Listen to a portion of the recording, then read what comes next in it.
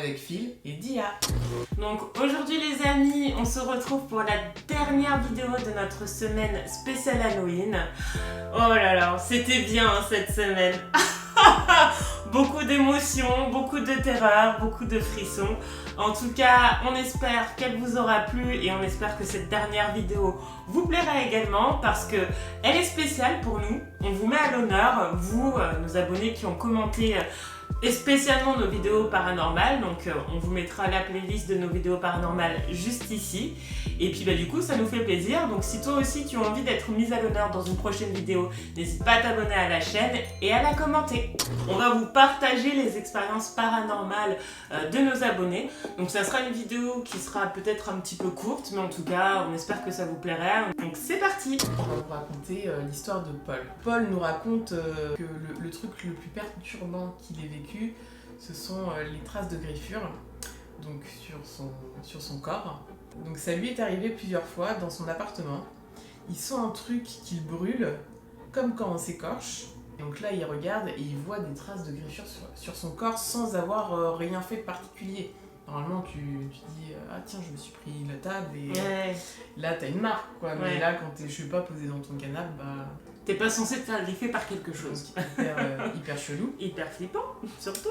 Un autre truc qui se produisait chez Paul, donc il a eu plein d'ex.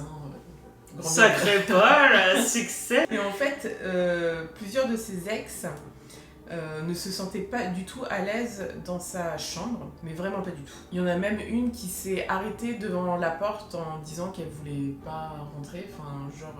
il n'y a pas moyen. Voilà, il y a des personnes qui ont une certaine sensibilité qui est plus développée que d'autres, et en fait quand elle rentre, c'est comme si elle ressentait qu'elle n'était pas invitée à rentrer. C'est ça.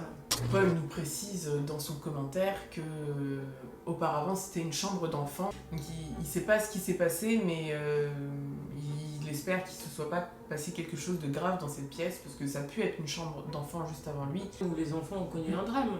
Paul suppose aussi que c'est peut-être lui qui a ramené des entités avec lui, car c'est un collectionneur et il collectionne plus particulièrement des objets anciens de militaires. Qui sont très chargés en histoire hein, du coup, donc faut savoir que les objets aussi peuvent peuvent pas forcément être possédés, mais être chargés d'énergie positive ou négative. Et si effectivement l'objet appartient à quelqu'un qui était attaché à une entité qui n'a pas fait son deuil et qui est encore une âme errante, qui peut être du coup lié à cet objet et du coup forcément se déplacer là où... suivre le propriétaire de l'objet. C'est comme quand... si vous achetez des pierres, du quartz, de l'améthyste, etc., pour un pendule ou pour même des bijoux, il y a des bijoux qui sont faits avec... des pierres précieuses. Voilà, tout à fait. Et en fait, c'est pour ça qu'il faut bien purifier. Paul nous raconte qu'avec l'un des objets qu'il a acheté, donc un revolver français de 1873, catégorie D, arme de collection, je précise bien, c'est ce qui est noté.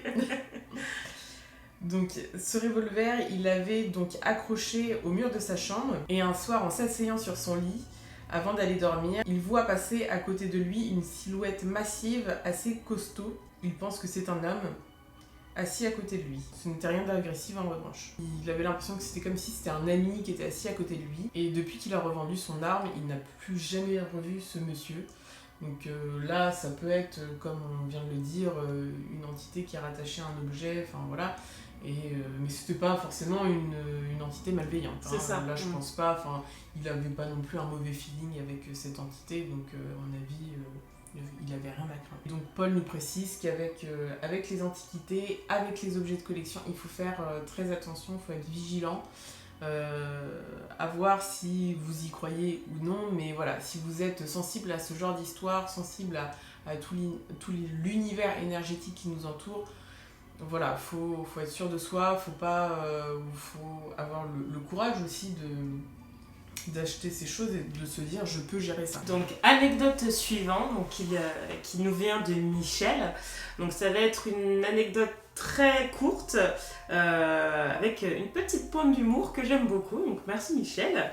Donc Michel nous dit: imaginez que vous êtes tranquille chez vous et vous entendez des meubles bouger.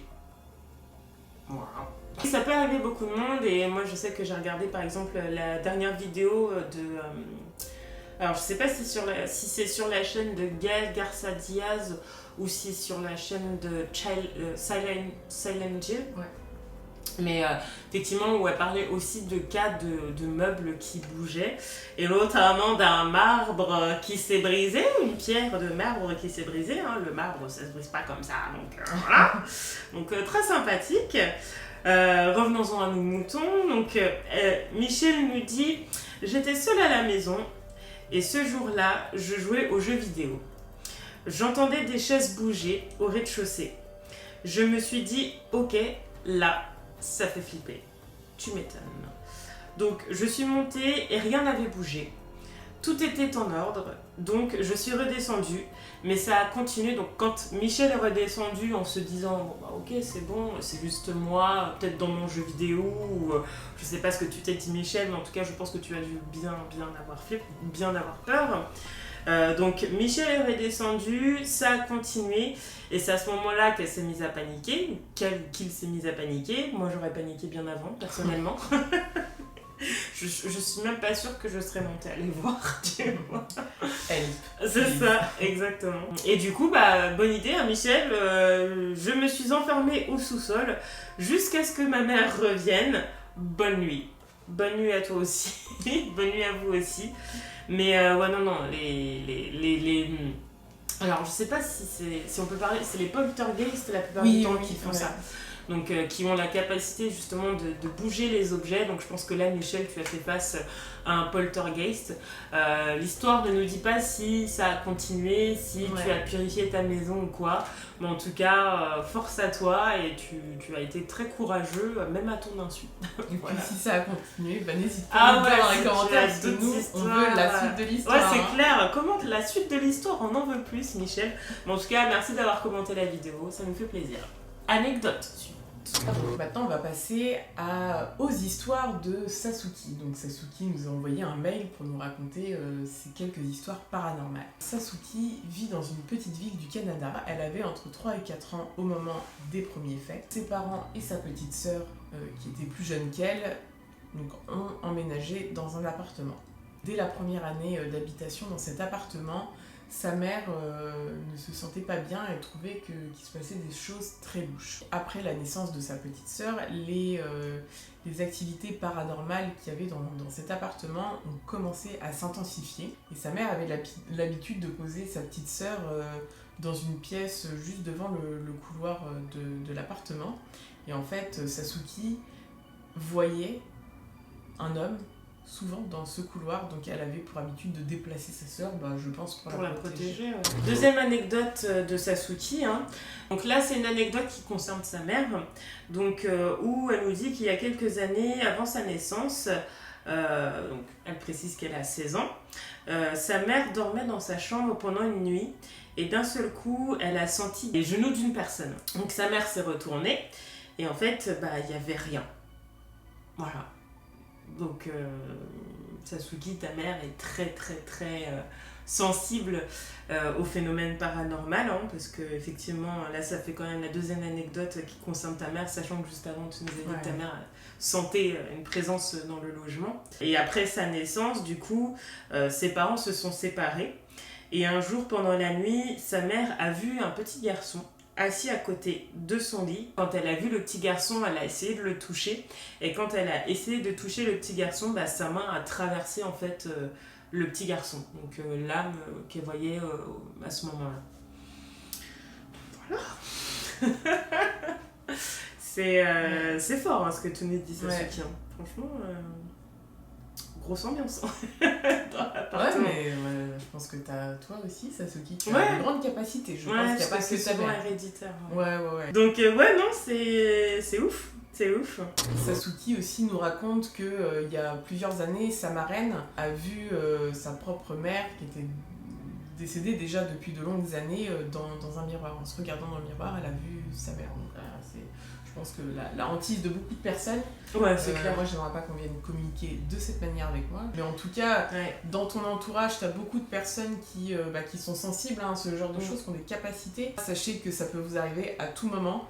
Ça peut s'ouvrir d'un coup, sans forcément une raison. Totalement, On avait un ancien collègue de travail qui nous a dit « Ah, mais moi, souvent, les esprits viennent communiquer avec moi. » Donc moi, je lui avais demandé « Est-ce que tu as travaillé pour ça ou est-ce que c'est venu depuis que tu es tout petit ?» Il m'a dit « Non, en fait, lui, ça faisait 1 an que régulièrement, les esprits venaient dans la nuit.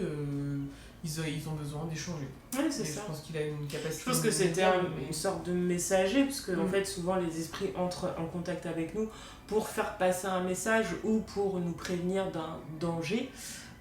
Oui, je pense que c'était un délire comme ça. Ouais. C'est un peu, je vais prendre un exemple qui est bon ou pas, vous me le direz en commentaire, mais c'est un peu comme la série Ghost Whisperer. Je trouve que c'est une très bonne série parce qu'effectivement, c'est une série où vous avez l'actrice principale qui ressent, qui voit, qui entend des esprits, et en fait ces esprits-là viennent vers elle parce que c'est une porte de communication et qui sont là pour faire passer un message à des proches qui eux ont du mal à faire leur deuil, et c'est pour leur permettre, ça leur donne des explications sur les causes de leur mort ou pour les aider à les faire avancer et à faire leur deuil. C'est pour ces raisons principales que la plupart du temps les esprits entrent en contact avec nous quand ce ne sont pas des esprits malveillants, bien évidemment. Mais là c'est vrai que toi Suki, t'as vraiment un noyau bien dur. Palais quoi. Waouh. Je pense que t'auras souvent des visites quoi. Ouais. Écoute, si t'as d'autres anecdotes, franchement n'hésite pas à nous les raconter parce que franchement elles sont vraiment top. Ouais. Merci Sasuki. Merci. Et kiss à toi aussi. C'était la fin de ton commentaire. Merci à toutes ces personnes qui ont commenté nos vidéos, qui nous suivent et qui sont abonnées, ça nous fait super plaisir.